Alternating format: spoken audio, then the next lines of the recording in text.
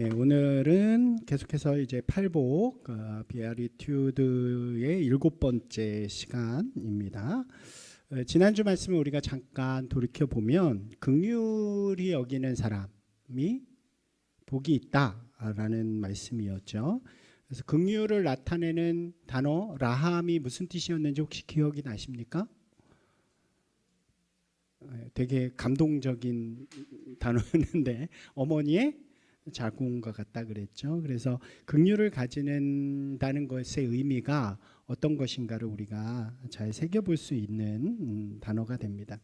하나님께서는 그의 백성인 이스라엘을 향해서 하나님께서 가지시는 마음이 바로 라함이고, 또 예수 그리스도께서 십자가의 길을 통해서 죄인인 우리들, 심판받아야 하는 우리들을 위해 주신 구원과 은혜가 바로 긍휼이고, 이제 그 긍휼을 예수님께서 우리를 향해서 너희도 긍휼을 베푸는 자가 되어라 라고 말씀하신 것이 바로 이 아쉐르 긍휼이라고 할 수 있는 것입니다. 여러분들은 어떻게 지난 한 주 동안 긍휼하신 마음으로 살아가셨습니까? 아유, 이게 자신 있게 아멘이 나오니까 너무 좋네요. 제가 설교 막바지에 두 가지의 이야기를 드렸어요. 하나는 긍휼의 도전, 그리고 긍휼의 시작, 다른 하나는 긍휼의 도전. 분명히 못 기억할 거라고 생각하고 있어요. 상기시켜 드립니다. 긍휼의 시작은 뭐였냐면, 내가 미워하는 사람, 싫어하는 사람, 마음에 들지 않는 사람을 위해 기도하자. 이게 긍휼의 시작이라고 말씀이 들었고요. 용서는 쉽지 않아요. 이게 어떻게 쉽게 용서가 되겠어요? 그러니까 뭐부터 시작해요? 저 왼수 같은 사람이 주님 좀 바뀌게 해주세요. 뭐 이렇게 하든지 그 마음을 가지고 기도하는 것이고요. 그 다음에 도전은 우리 주변에 은혜가 필요한 사람들, 도움이 필요한 사람들을 바라보고 그들에게 내가 할 수 있는 것을 작은 것이라 할지라도 전하는 것이 바로 긍휼의 도전이라고 말씀을 드렸습니다. 우리가 특별히 지난 한 주간 너무나도 이렇게 고통스러운 장면들을 많이 봤잖아요. 오늘 아침에는 제가 뉴스를 못 봤는데 어떻게 화재가 다 진압이 됐는지는 모르겠어요. 지금도 그것 때문에 너무나도 고통스러운 시간들을 보내는 분들이 있는 것 같습니다. 우리가 주님의 사랑으로 이렇게 긍휼함을 가지고 그들을 바라보는 분들이 되셨으면 좋겠어요.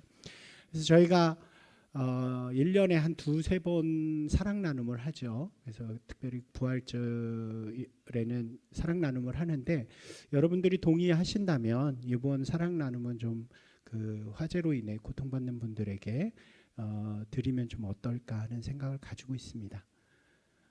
괜찮으실까요? 여러분들 그게 좋을 거예요. 이렇게 맨날 사랑 나눔 하면 뭘 해야 되나 고민하는데 가을에 하는 사랑 나눔은 좀 더 여러분들이 관심을 가지고 하시고, 이번에는 좀 그쪽으로 저희들이 나눔을 할 수 있도록 그렇게 하겠습니다. 우리가 함께 나누는 이 아쉐르 팔복은 주님을 경험하는 가장 좋은 길이라고 우리가 이야기할 수 있을 것 같아요. 그러니까 가난한 마음을 가질 때에 하나님의 나라를 받고, 또 불쌍히 여길 때 어떻게 해요? 하나님의 위로를 받고, 우리가 온유한 마음을 가지고 살아갈 때 하나님의 땅을 우리가 받을 수 있고, 긍휼히 여기는 자에게는 그 긍휼함이 실제가 된다고 말씀을 드렸죠. 그러니까 어떻게 보면 우리 성도들이 가장 간절하게 원하는 것은 주님을 경험하는 거잖아요. 맞나요? 이게 우리가 되게 재밌어요. 우리가 생활을 하면서 신앙이 한 걸음 한 걸음 나아가면 어느 순간인가는 좀 하나님을 경험했으면 좋겠다라고 하는 마음들이 우리 가운데 생겨납니다. 그래서 어떤 분들은 그 하나님을 경험하기 위해서 종교적인 활동들을 굉장히 열심히 하는 거예요. 기도도 많이 하고 예배도 찾아다니고 합니다. 물론 그것도 하나의 좋은 방법이지만, 성경은 우리에게 하나님을 경험하는 가장 좋은 방법을 이 말씀대로 살아보는 것이라고 우리에게 제시해 주는 거예요. 긍휼히 여기는 자가 하나님의 긍휼함을 경험하게 되는 거죠.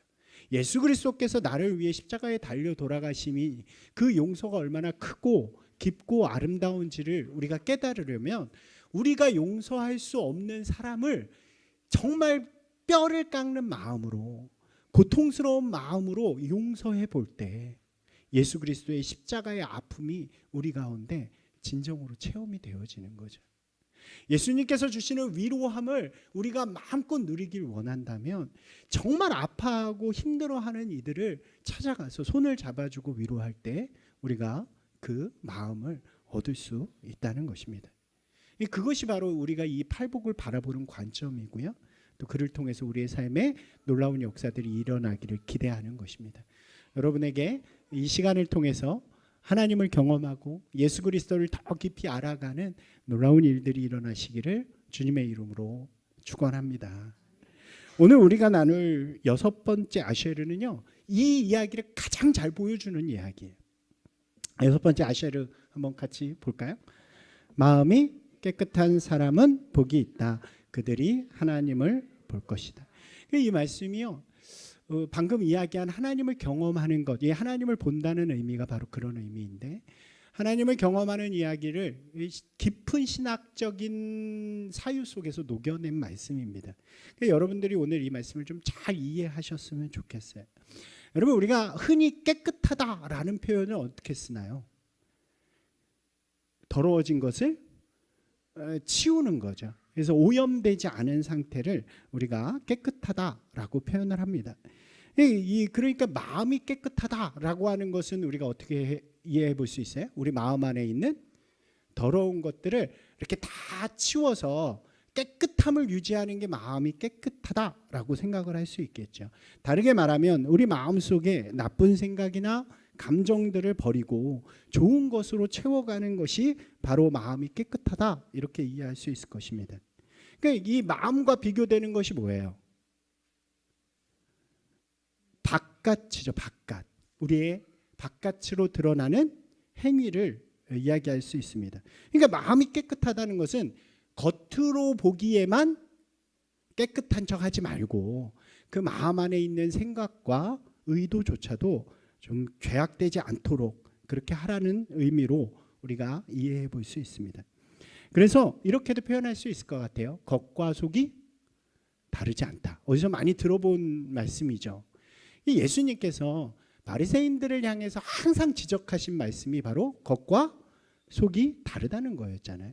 그러니까 겉은 굉장히 율법도 잘 지키고 하나님 보시기에 아름다운 모습으로 살아가는 것처럼 보이지만 그 안에는 마치 이렇게 휘칠한 무덤처럼, 아름답게 치장한 무덤처럼 그 안에는 썩은 시체가 있는데 겉만 아름다운 것, 그것을 지적하는 말씀이 바로 형식적이고 외식적인 신앙이었다는 것입니다.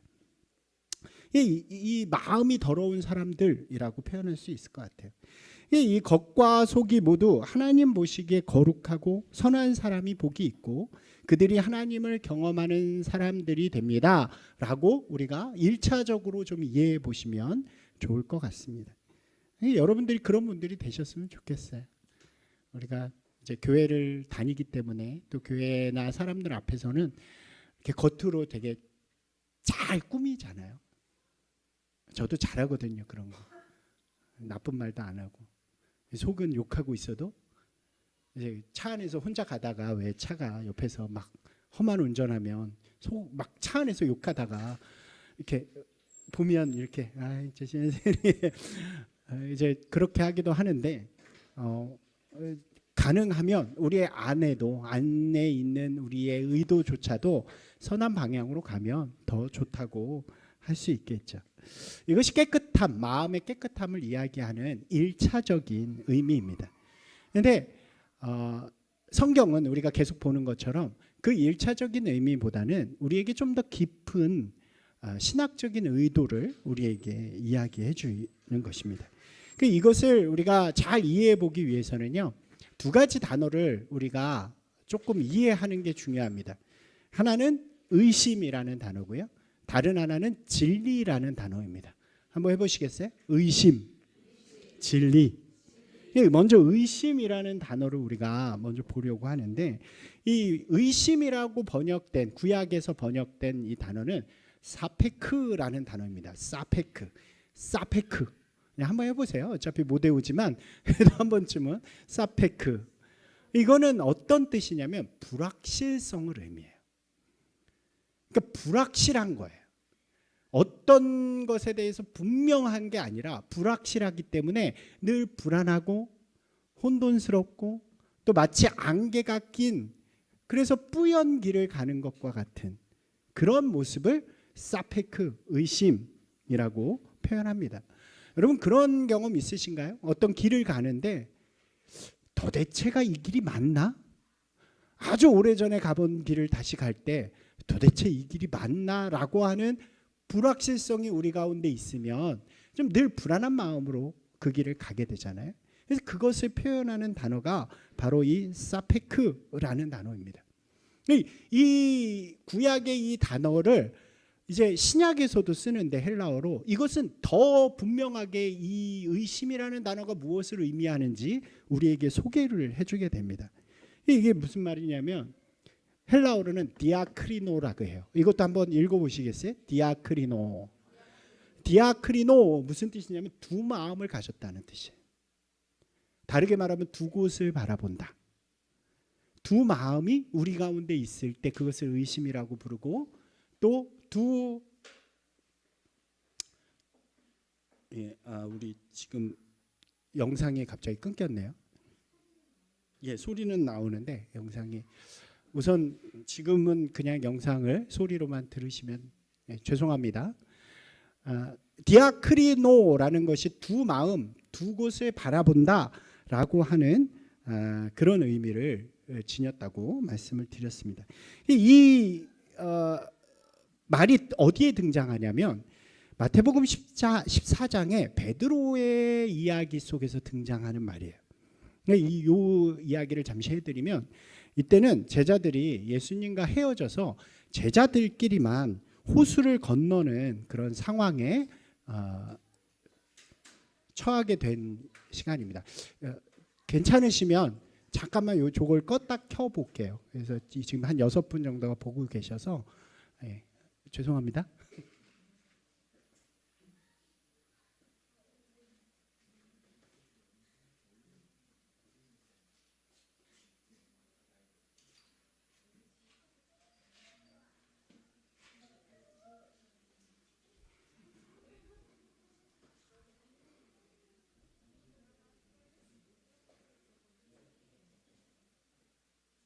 우리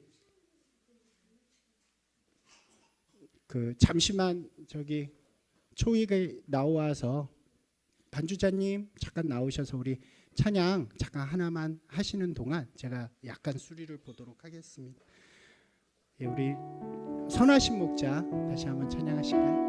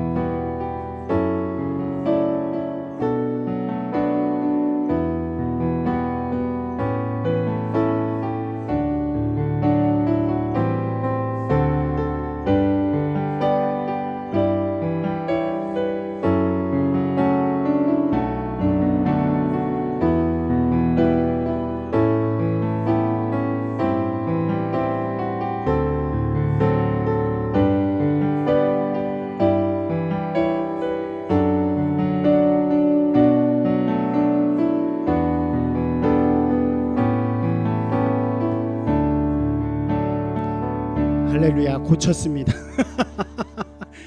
아유 죄송합니다.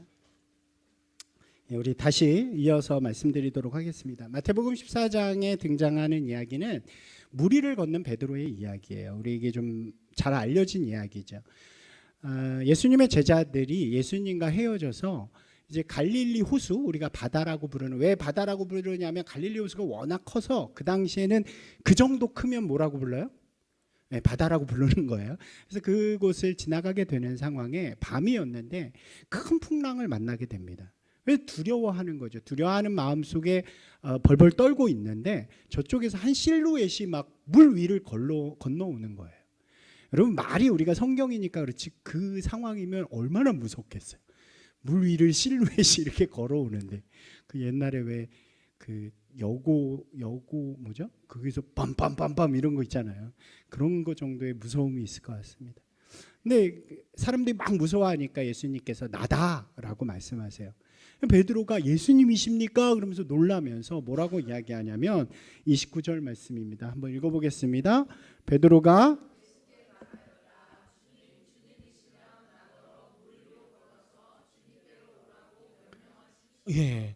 물 위를 나도 걸어갈 수 있게 해주세요라고 하는 대담한 요구를 한 거예요. 굉장히 대담하지 않습니까? 이 베드로가 참 단순해요. 그리고 굉장히 이게 직설적입니다. 표현이나 이런 것들이 순수한 신앙을 가진 사람인데 막 예수님이 걸으시니까 나도 걷고 싶어요. 예수님 나도 걷게 해주세요. 이렇게 이야기하는 거죠. 예수님께서 뭐라고 말씀하시냐면 되게 심플하게 와라 라고 말씀하세요. 그러니까 베드로가 예수님을 바라보면서 그 물 위를 걷기 시작합니다. 하나님을 체험하는 놀라운 일이 일어나는 거죠. 근데 문제는 그때 파도가 확 친 거예요. 베드로의 마음속에 두려움이 생겼겠죠. 그리고 나서 그만 물에 빠져버립니다. 그 모습을 본 예수님께서 그를 건져주시면서 하시는 말씀입니다. 31절 같이 읽어보겠습니다. 예수께서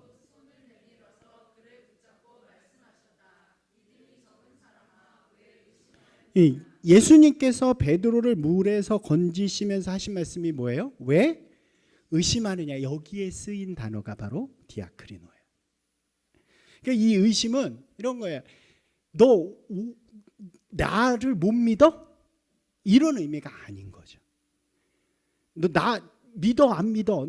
근데 조금 믿긴 하는데 조금 진짜인가 가짜인가 좀 헷갈리는데요. 이게 의심이 아니라 베드로가 예수님을만을 바라보면서 갔을 때는 그 예수님의 능력을 체험했는데 파도가 있는 것을 보면서 두 마음이 가졌다는 거예요. 두 곳을 바라봤다. 여러분 베드로가 바라본 두 곳이 어딜까요? 베드로가 바라본 두 곳은요. 하나는 배였어요. 다른 하나는 예수님이었습니다. 왜 그렇습니까? 그 물 위를 걷다가 파도가 오니까 갑자기 두려운 마음이 생긴 거예요. 여기서 빠지면 어떻게 하지? 만약 빠지면 나를 구원해 줄 수 있는 것이 무엇일까? 하나는 뭐예요?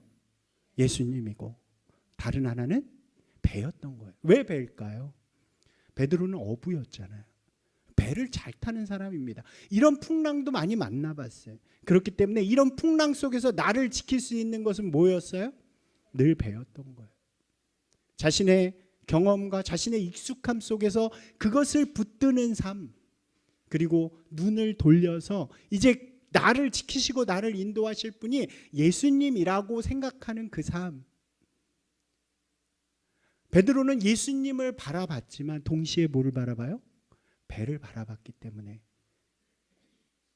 하나님을 경험하는 일에서 떨어질 수밖에 없었다고 이야기할 수 있는 것입니다. 이것이 바로 불확실성, 두 마음이라는 의심의 이야기예요.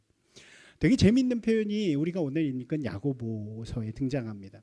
여기 이 야고보는 누구냐면 초대교회에서 베드로와 함께 초대교회를 이끌었던 두 사람이에요.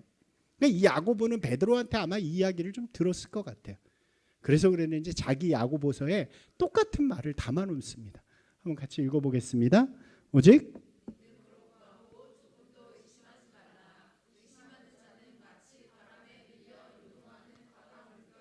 굉장히 의미 있잖아요. 그 다음에요. 이런 사람은 되게 직설적이죠. 마지막입니다. 두 마음을 품어. 마지막 이 구절이 우리에게 분명한 메시지를 주죠. 여러분 두 마음을 품는 것이 뭐라고요? 의심이라고. 근데 그 의심은 뭐가 돼요? 정함이 없대요. 깨끗하지 못하다는 것입니다. 여러분 이 의심이 우리 마음을 깨끗하지 못하게 만드는 거라는 거예요. 주님의 부르심을 받았어요. 그래서 성도로서의 믿음을 걸어갑니다.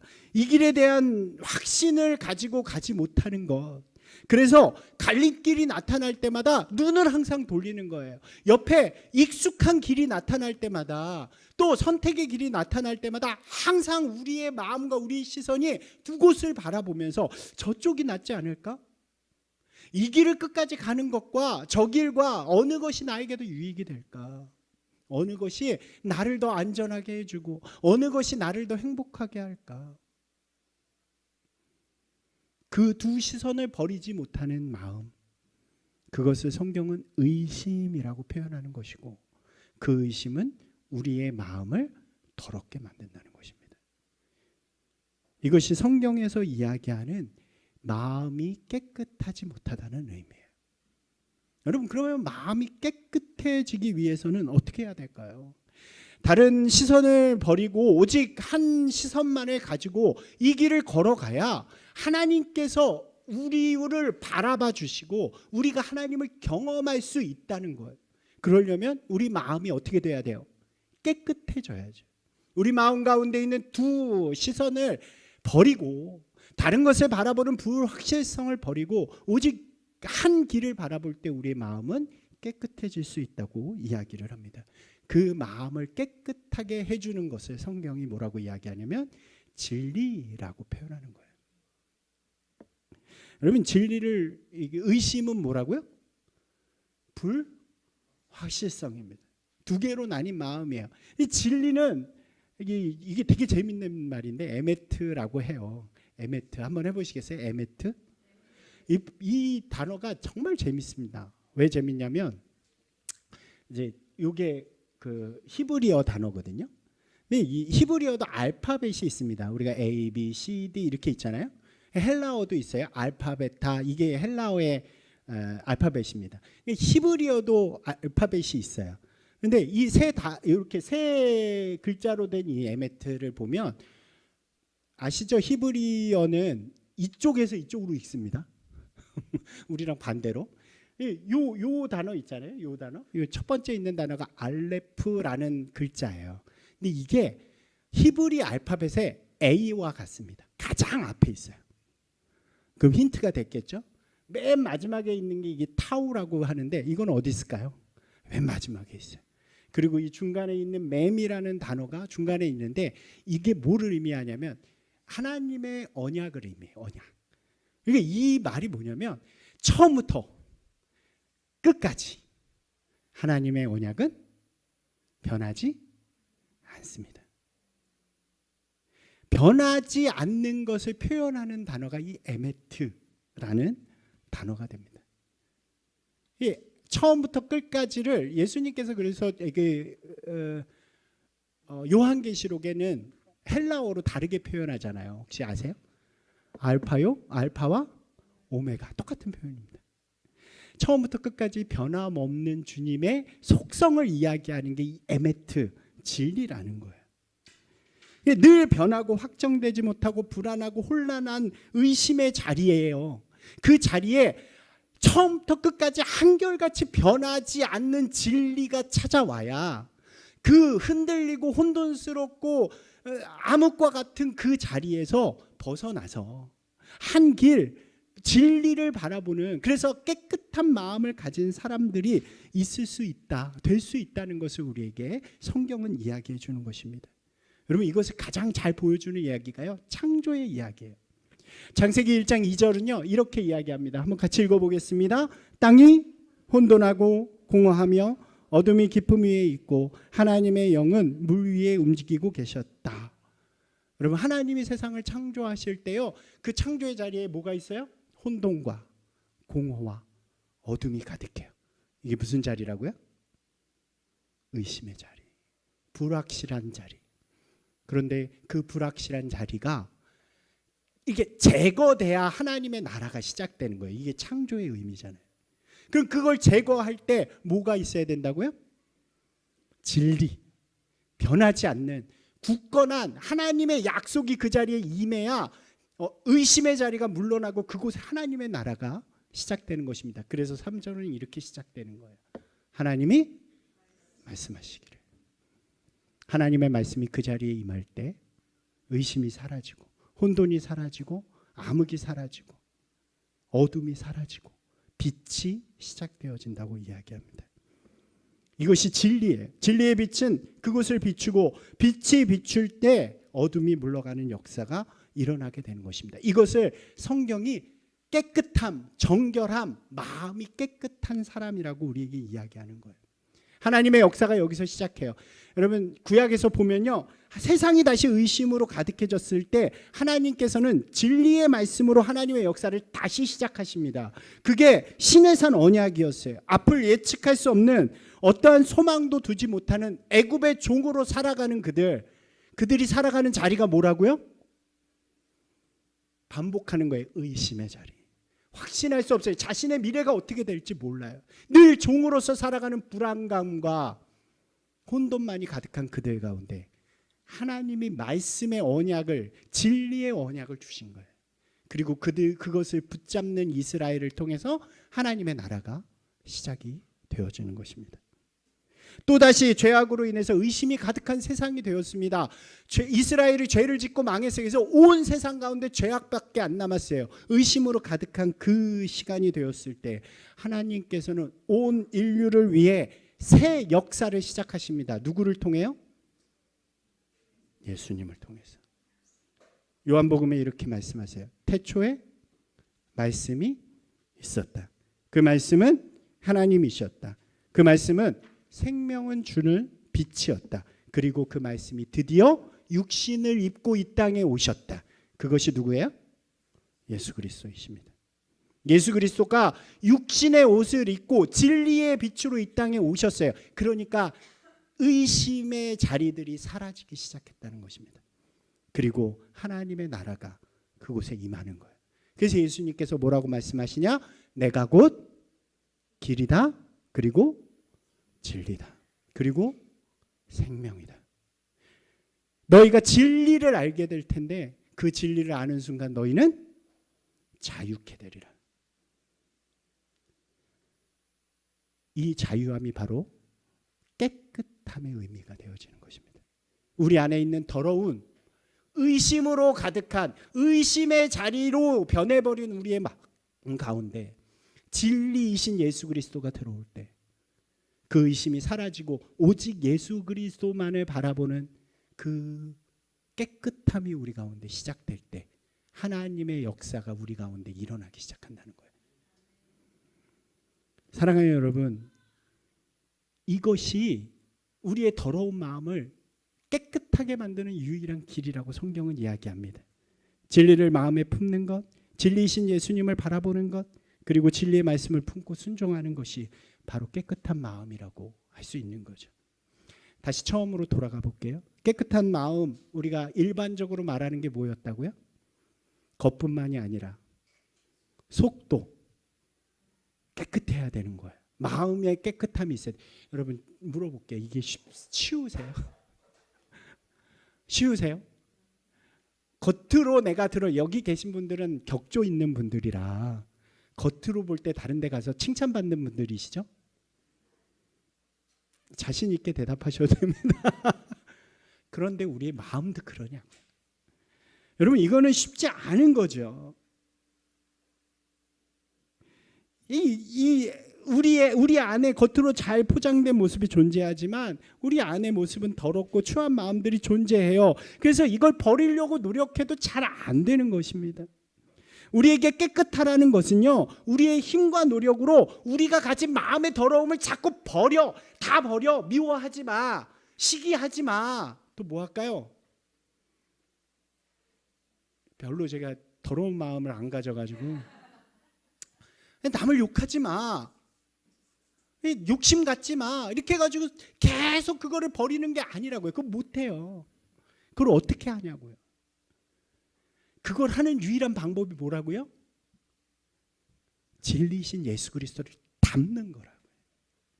우리 마음 안에 우리의 죄악들을 버리려고 노력하는 게 아니에요. 그건 못합니다. 유일하게 어둠이 물러가는 방법은 뭐예요?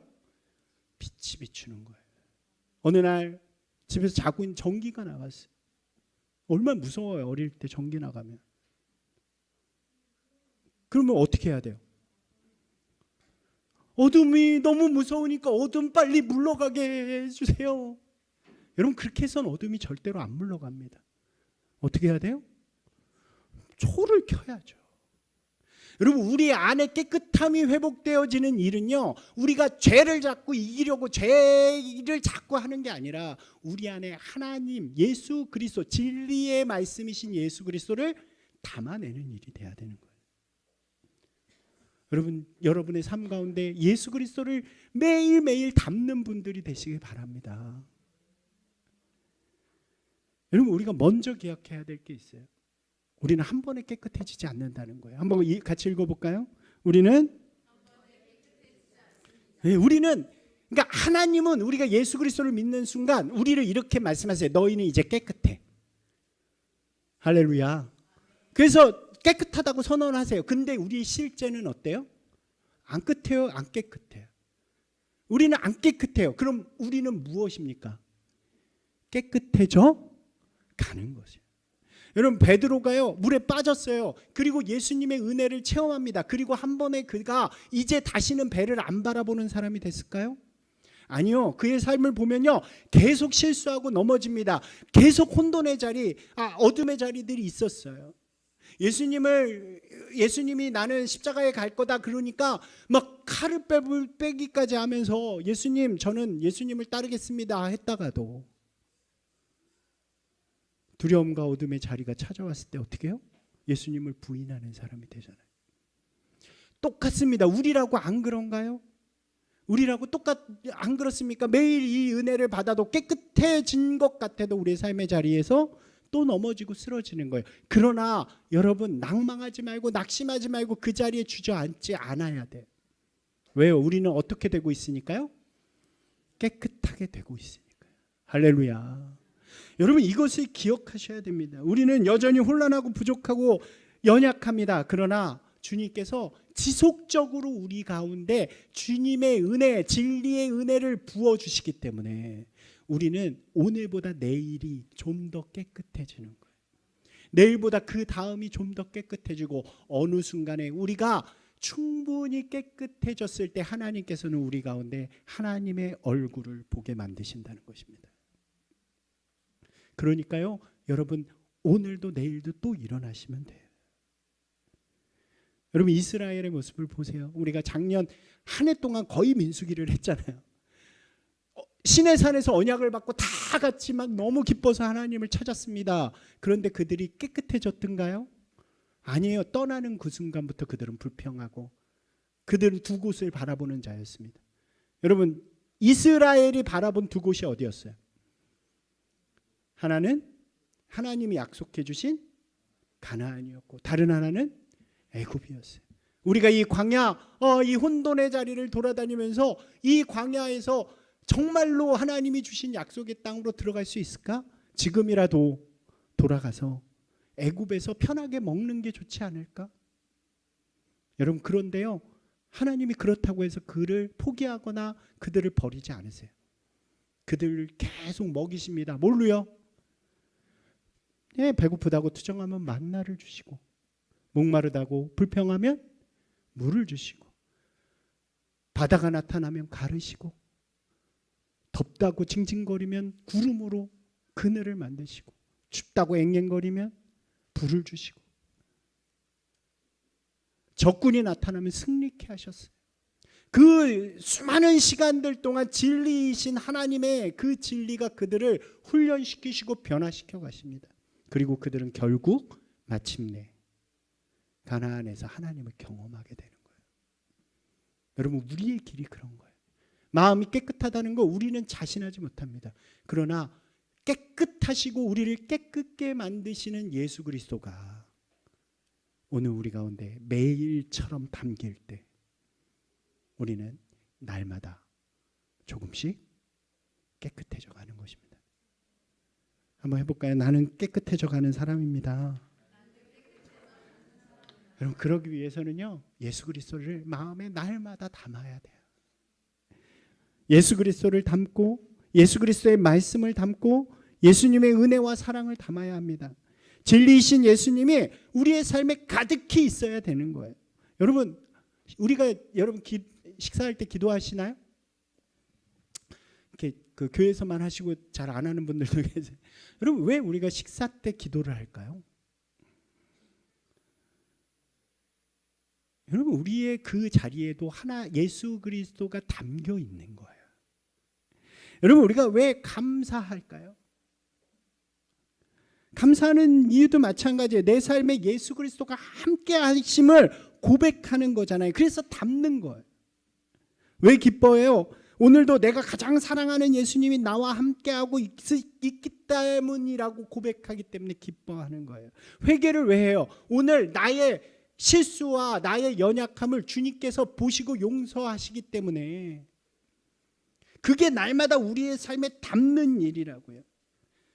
예수 그리스도를 담는 삶, 예수 그리스도를 내 마음 안에 부어주시는 대로 받는 삶, 그것이 깨끗해지는 삶입니다. 여러분 여러분의 삶에요 예수님의 흔적이 있기를 소망합니다. 드러나야 돼요. 밥 먹을 때 기도함으로 드러나는 거고요. 무슨 딱 사고가 났을 때 지저스 이렇게 예수님, 어려운 일이 찾아왔을 때 다른 사람은 울고 먼저 누군가를 찾을지라도 우리는 그 자리에서 눈을 감고 예수 그리스도를 부르는 거죠. 여러분 그것이 우리가 예수 그리스도를 내 삶 가운데 담는 삶입니다. 그 닮음이 있을 때, 그 진리이신 예수 그리스도가 내 안에 점점 채워질 때 우리 안에 있는 의심들이 사라지는 것입니다. 예수 그리스도가 빠지면 어떻게 돼요? 진리가 빠지면 의심이 채워지는 거예요. 여러분의 삶의 모든 자리에 예수 그리스도를 담는 분들이 되시기를 주님의 이름으로 축원합니다. 그리고요 하나 더는 그 진리, 예수님이 진리이시잖아요. 그 진리의 말씀을 우리가 여기다 실천이라고 했는데 여러분 도전해 보셔야 돼요. 제가 좋아하는 말이 있죠. 분별하다. 테스트 앤드 어프로브. 주님의 말씀이 담겨질 때 그거를 좋다. 한번 해보시겠어요? 좋다. 그러고 끝나는 사람들이 너무 많아요. 그죠? 우리 가나안부터 계속 했잖아요. 얼마나 좋아요 말씀. 전 너무 좋아요. 팔복의 말씀이. 좋아, 너무 좋아. 그러고 끝이 아니라 어떻게 해야 돼요? 오늘 이 한 주간의 삶 속에서 그걸 도전해 보는 거예요. 내가 할 수 있는 것부터. 오늘 예수 그리스도를 담으라 그랬으니까 내 삶 속에서 어떻게 담으면 될까? 기도해보고 누군가 어려움을 주는 사람을 만났을 때 그를 위해서 기도해보고 용서해보고 그러다 실패하면 다시 예수 그리스도를 붙들고 일어나고 여러분 그것이 바로 우리의 삶에 깨끗해지는 자리가 되어지는 것입니다.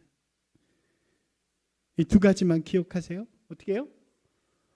내 삶에 예수 그리스도를 담아야 돼. 그 다음에 그 담은 그것을 실천하는 거죠.